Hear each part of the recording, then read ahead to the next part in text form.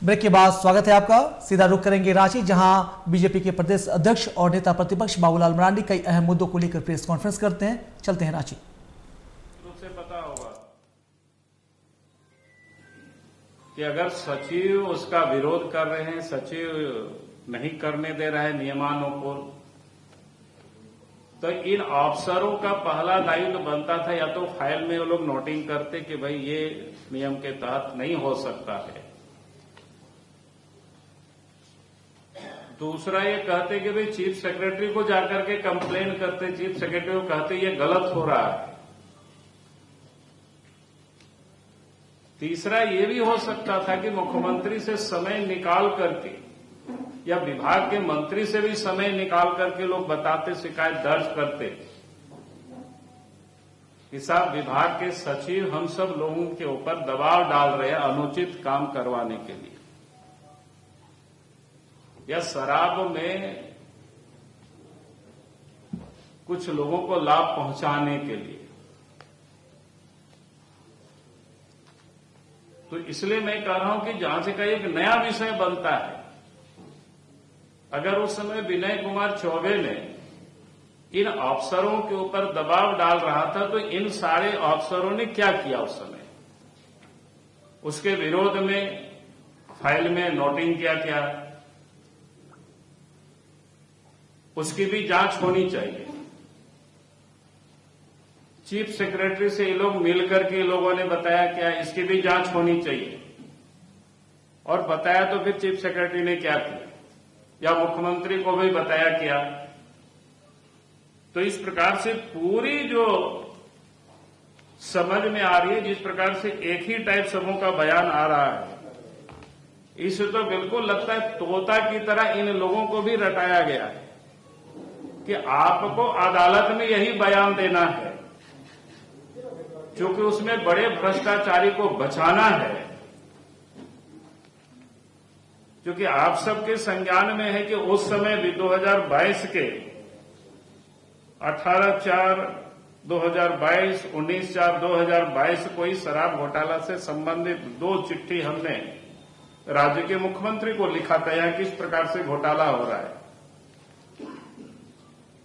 लेकिन मुख्यमंत्री ने क्या कार्रवाई की?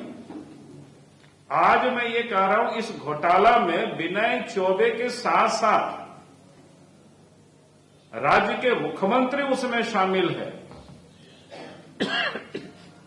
और मुख्यमंत्री को बचाने के लिए ये सारे कवायद हो रही है। इसलिए मैं राज्य के मुख्यमंत्री से मैं मांग करता हूं कि वास्तव में अगर इसमें ये सारे कोई लोग इन्वॉल्व नहीं है तो इस मामले को सीबीआई से जांच कराया जाए, ताकि ये पता चले ये एसीबी वाले जो नौटंकी कर रहे हैं बार बार, जो कि एसीबी के भी जो डीजी है उनके ऊपर भी करप्शन का कई चार्जेज है। इन लोगों से निष्पक्षता की कैसे उम्मीद की जा सकती है? तो इसीलिए आज मैंने ये जो लगातार मैंने अखबारों में जो समाचार देखा तो मुझे लगा कि ये तो बिल्कुल ऐसा लग रहा है इसमें से बड़े घोटालाबाज है, उसको बचाने के लिए सारे कवायद चल रहा है, सारे खेल हो रहा है। और इसीलिए हम कहेंगे कि एसीबी अगर जांच कर रहा है तो ये बतानी चाहिए ये जो आखिर उन लोगों ने उस समय क्या किया। विनय चौबे ने दबाव डाला तो ये सारे आईएएस अफसर है, इन लोगों ने क्या किया भाई? और आज वो सारे इतना डरपोक अफसरों को महत्वपूर्ण जिला में डीसी बना करके रखे हुए हैं। एक शायद रामगढ़ में है, एक शायद टाटा में है। जब ये किसी भ्रष्ट लोगों की दबाव को ये लोग सही काम नहीं कर सकता है तो इन लोगों से सही उम्मीद कैसे की जा सकती है काम की?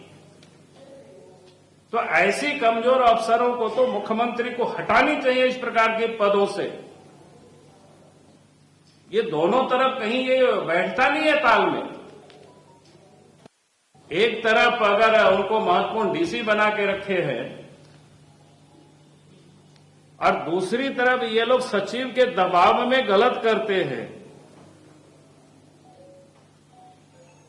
जो कि हर कोई कार्यपालिका नियमावली के तहत लोग बांधे हुए हैं। अगर उस नियम के विपरीत कोई भी पदाधिकारी अभी मंत्री भी दबाव डाल रहे हैं तो सचिव का काम होता है या तो मुख्यमंत्री को बता देना हाथ जोड़ करके भाई ये गलत हो रहा है, या फिर फाइल में उनको नोटिंग कर देना चाहिए कि साहब ये इन कारणों से ये नहीं हो सकता है। तो इसलिए ये सारे आयुक्तों ने क्या किया है उस समय, यानी अभी तक की एसीबी की कार्रवाई से यही लग रहा है इसमें से बड़े बड़े इस शराब घोटाले में शामिल लोगों को बचाने के लिए ये सारे कवायद चल रहा है। और इसीलिए हम राज्य के मुख्यमंत्री से हम कहते हैं अगर वास्तव में मुख्यमंत्री इसमें शामिल नहीं है तो पूरे मामले की जांच सीबीआई से करानी चाहिए। इन्हीं शब्दों के साथ मैं अपनी बात को समाप्त करता हूं। बहुत बहुत धन्यवाद।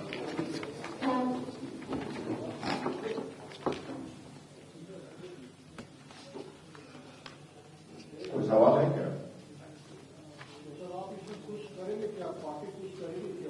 पार्टी तो ये कर रही है ना, नहीं और देखेंगे क्या करेंगे। अभी जितना कर रहे हैं अभी तो उतना ही कर रहे हैं। पहले तो सबके संज्ञान में ला रहे हैं किस प्रकार से लोग बचा रहे हैं और उसकी कैसे चल रहा है।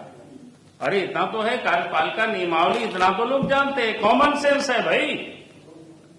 आप सारे लोग किसी भी चीफ सेक्रेटरी से पहले पूछ लीजिए, अगर कोई नियम के विपरीत सचिव करा रहा है गड़बड़ तो अफसर को फाइल में या तो नोटिंग करना चाहिए, चीफ सेक्रेटरी को वहां शिकायत दर्ज करना चाहिए और फिर मुख्यमंत्री को भी शिकायत दर्ज करना चाहिए।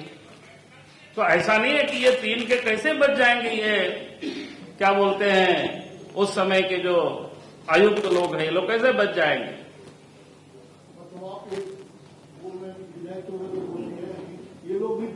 ये लोग भी 100% दोषी है और यही लोग दोषी नहीं है, इसे और भी लोग दोषी है। बिल्कुल, मैं तो कह ही रहा हूं, मैं तो शुरू में पत्र लिखा हुआ भाई 18/4/2022 को लिखे, 19/4/2022 को लिखे। तो ये स्थिति मानी जाए कि जैसे शराब घोटाले में अफसर दबाव में काम करते हैं, आप लगातार बालू और कोयला और दूसरे खनियों को लेकर भी सवाल करते रहे, तो माना जाए कि दूसरी चीजों में भी इसी तरह से अफसर दबाव में काम कर रहे हैं कोई राजभर में। तो वही कह रहे ना, अब ऐसे अफसर अगर पदस्थापित रहेगा ये तो इसी सिद्ध हो रहा है ना। अगर वैसे डीसी रहेंगे तो किसी के दबाव में वो काम करेंगे, बोलेंगे हम क्या करेंगे। तो फिर ऐसे अफसरों को क्यों पदस्थापित रखे। पहले तो उन लोगों के ऊपर सरकार को कार्रवाई करनी चाहिए, मुख्यमंत्री को।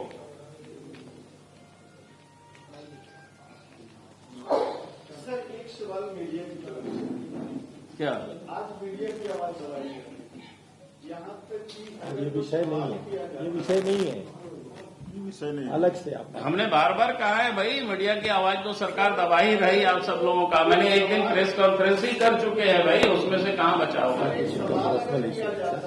चलो बाद में बात कर लेंगे ना। चलो बहुत बहुत धन्यवाद जी।